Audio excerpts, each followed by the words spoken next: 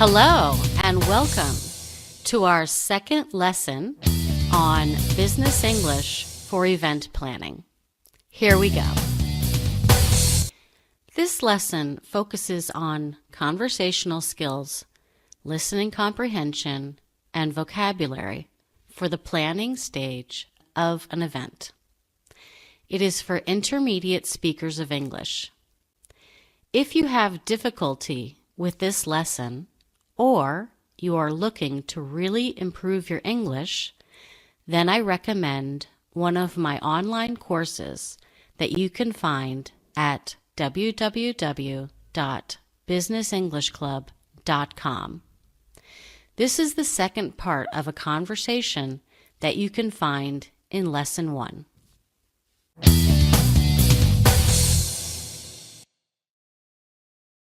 I received your list of venues and I discussed the venues with some colleagues. We really like the restaurant with the big yard behind it. We'd like to use the restaurant part for eating and the backyard for the band and dancing. Sure, that restaurant is called The Leafy Tree. Right, that was it.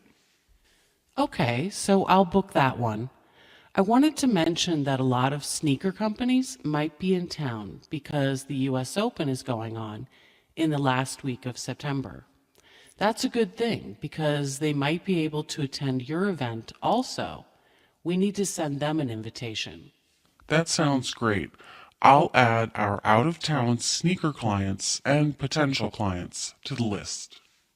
Good. So which day of the week in the last week of September? Do you have a recommendation? Wednesday or Thursday. It's good to be the first event on a person's schedule, and lots of people have plans on Fridays with family and friends. All right, let's make it Thursday. Okay, so the date of the event is Thursday, September 28th. I'm writing it down. So I'll book the restaurant for that date. You said you wanted a buffet, right? Right. Okay. Typically, the food is a mix of meat, vegetarian, and fish dishes. This usually satisfies everyone. That sounds good. Do you want appetizers? Yes. How about a buffet of appetizers? That sounds simple. I'll tell them to do that. Then, after about an hour of the appetizers, they can take them away and bring out the main course food. Perfect. I recommend free beer, wine, and soda, but to have guests pay for drinks with hard liquor. The reason is that you don't want your guests to get too intoxicated. They might not pay attention to the presentation. Good thinking. Let's do that. Would you like coffee and tea to be served towards the end of the event? I think it's a good idea. Yes. Okay. You mentioned that in your email you wanted the hours of the event to be from 6 p.m. to 9 p.m. So we'll book the restaurant until 10 p.m. for cleanup and for people who straggle behind. Sounds good. You also mentioned in your email that you have a photographer that you want to hire. Yes. The wife of one of our executives is a great photographer, so we want to hire her. Terrific. And you mentioned the number of attendees will be about 300 people? Right. Do you think that number might change, or is it firm? It's firm. And you liked the red invitation, correct? Right. We also need a screen, projector card, necessary cords, and microphones. Okay, I can arrange that. The rate is about $800 to use that equipment for 3 hours. That's a little expensive, but I guess that's the going rate.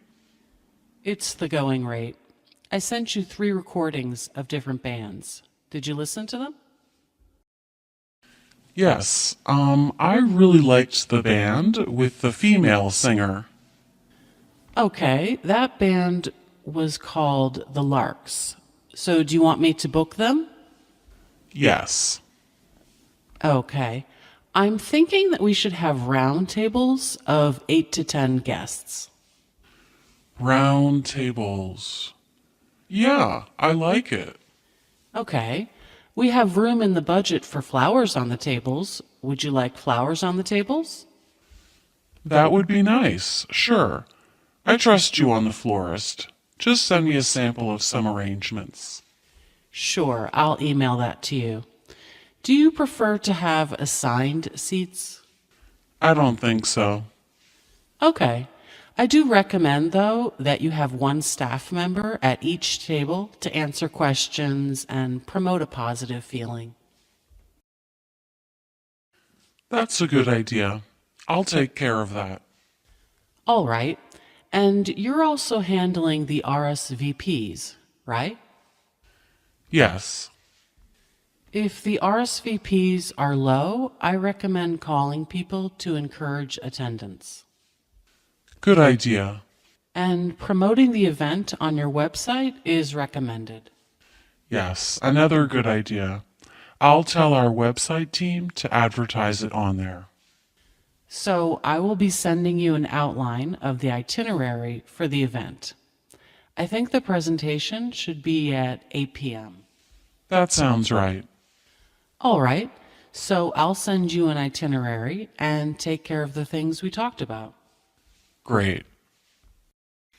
Okay, so let's look at some of the language that was used in this conversation. The event planner said, "You mentioned a lot" to the client. And when you say "you mentioned," it's a good way, it's a nice formal way of bringing up what someone said before. So remember that phrase. Another one was "I'll take care of," which is a good way to say that you will handle something. Another one was "I'll arrange that," or "I'll make those arrangements," which pretty much means the same thing as "I'll take care of." It's a nice formal way of confirming that you will handle something. The next word I want to talk about is straggle. The event planner used that in reference to some people who might not leave on time. So straggle means to fall behind or to move slowly or to trail, like to trail the crowd. The next word was firm, which means unchanging. So you might want to ask someone if their plans are firm. That means that they truly believe that they won't change. And another word we learned was going rate, which means the latest common price for something. And the final word that I want to discuss is itinerary, which means the same thing as schedule. If you liked this lesson, then please leave us a comment about what you liked. And also tell us about other video lessons you would like. We'll make one right up for you.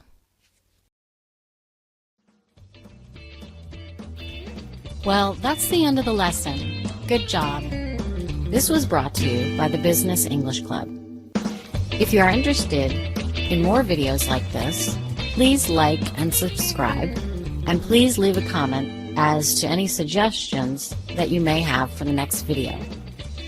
Thanks for watching, and good luck with your studying.